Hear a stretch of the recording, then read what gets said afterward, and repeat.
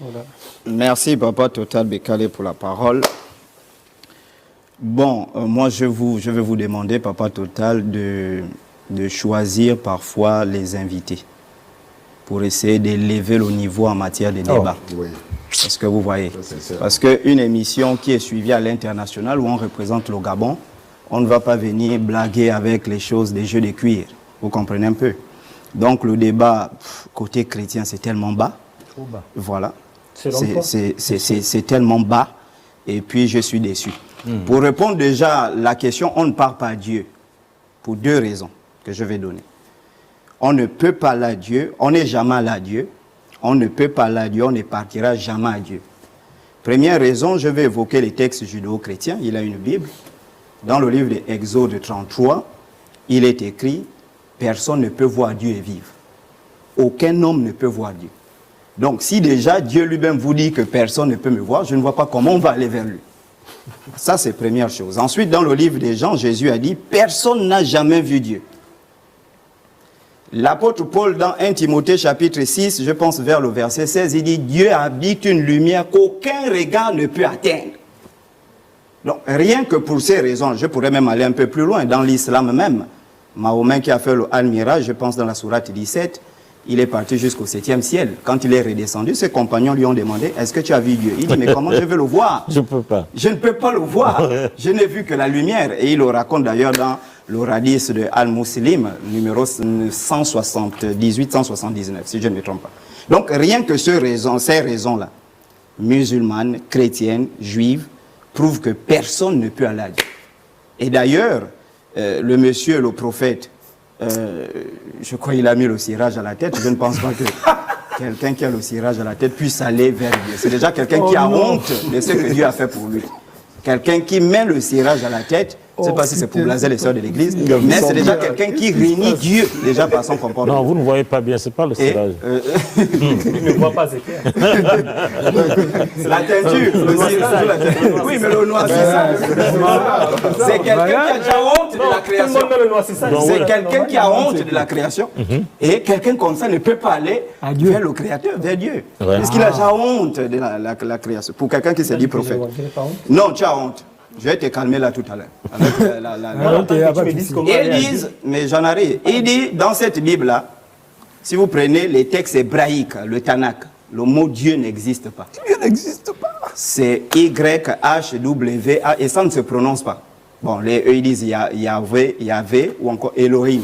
Dieu n'existe pas. Le mot Dieu est un concept qui a été dans la langue française créé en 842.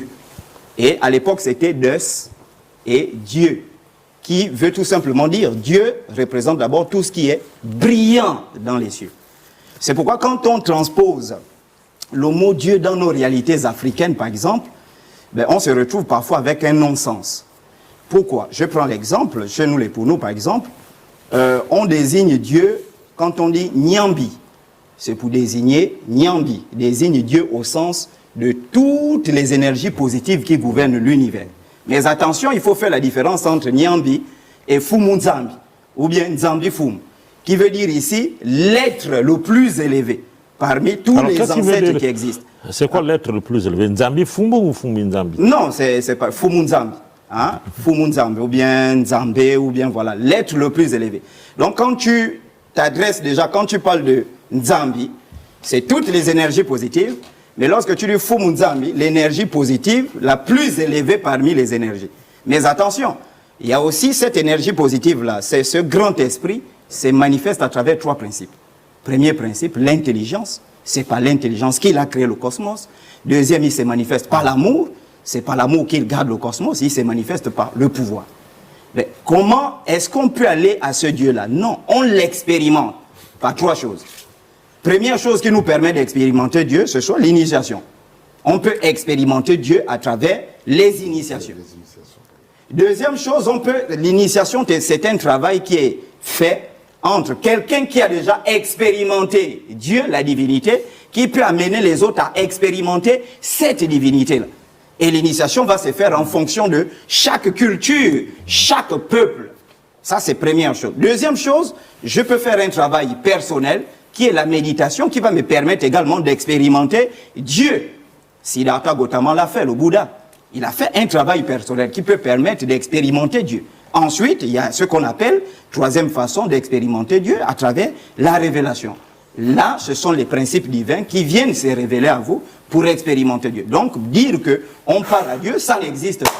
On ne parle pas à Dieu. Alors, c'est-à-dire que ce que nous faisons maintenant dans les cultes et tout le reste, en espérant y aller, il ne parle pas à Dieu, pourquoi? C'est pourquoi j'ai dit, il faut faire attention, Papa Total. Je vous prends un exemple assez simple. Moi, j'ai lu les textes, je ne sais pas si mon grand frère Ron va peut-être me corriger si je me trompe, j'ai lu les textes de la franc-maçonnerie, les Rosicruciens, par exemple, au XVe siècle en Europe. Ce sont eux qui ont construit l'Europe. Et on parlait des vrais Rosicruciens, des vrais francs-maçons. Ils ont construit l'Europe. Mais regardez ce qui se passe. Quand on transpose, on prend le concept de la franc-maçonnerie, on le transpose, par exemple, dans certains pays africains, ça entraîne des dégâts. Pourquoi ça entraîne? Il faut dire les pays, certains pays, la nuance... Oui, ça entraîne des débats. Pourquoi? Parce que le concept est né dans un milieu géographique précis, qui répondait à des réalités précises, une qui idéologie, répondait à une culture, une idéologie, un savoir-faire, qui a permis à ce que cette zone-là, en appliquant ce concept-là, se développe. Mais quand on le prend, on le transpose, je vais dire ça comme ça, on le contextualise, on le transpose dans d'autres régions, ben ça perd sa vibration, le concept perd sa vibration, le concept perd son pouvoir, et ça peut entraîner des dégâts. Par exemple, c'est comme Dieu. Je prends un exemple assez simple. Le président américain, il est franc-maçon 33e degré. Et lorsqu'il se présente, par exemple, avec une Bible, il dit « Je vais diriger les États-Unis, le président américain, je vais diriger les États-Unis par la grâce de Dieu. » Est-ce qu'il parle ici de Nzame? Est-ce qu'il parle ici de Nzame Kana? Est-ce qu'il parle de Nyambi? Ce qui fait que si moi je transpose ce concept-là ici au Gabon, je dis « Moi je prie le Dieu de Donald Trump. » Je prie quoi, en réalité? Donc, ce qu'on fait dans les églises, beaucoup, ce qu'ils appellent Dieu dans les églises, ben, ce sont leurs serpents, ce sont leurs, je ne sais pas, les choses qui partent ramasser par-ci, par-là. Leurs sirènes, leurs dragons, leurs moukoukou, tout ça là. Et puis, ils viennent mentir parce que ceux-là, par exemple, les deux qui sont là, ils n'ont jamais croisé Dieu. J'ai dit, on monte, on descend. Ils ne sont jamais allés à Dieu. Je peux te décevoir. Hein. Jamais. Tu as croisé Dieu quand? Où sa couleur, il était comment? Il était assis où? Je vais te donner la parole. aussi parler. Monsieur V, je vais te donner la parole. C'est pas lui qui donne la parole. Est-ce que vous comprenez? Oui. Donc les deux faux prophètes qui sont là ne sont jamais allés à Dieu. Ils n'ont jamais vu Dieu, sauf si leur texte biblique ment. Les textes bibliques semblent ne pas mentir. Donc ce qu'ils partent faire dans les églises là, c'est le bruit. Il faut que l'État les arrête parce qu'ils font le bruit le dimanche. Je dis que c'est ça vos objectifs, c'est tout. L'État doit fermer ça parce que ça dérange. Voilà. Et ensuite, c'est pour aller distraire, anéantir les consciences des gens. Et quand on maintient les gens dans l'ignorance, on les amène à ignorer qui ils sont, quels sont leurs ancêtres, quelle est leur origine. Parce qu'à longueur de journée, on va dire Abraham a dit, Moïse a dit, tel a dit, Jacob a dit. On ignore complètement ses ancêtres. Qu'est-ce que tes ancêtres ont dit sur toi? Qu'est-ce qui a été fait pour toi?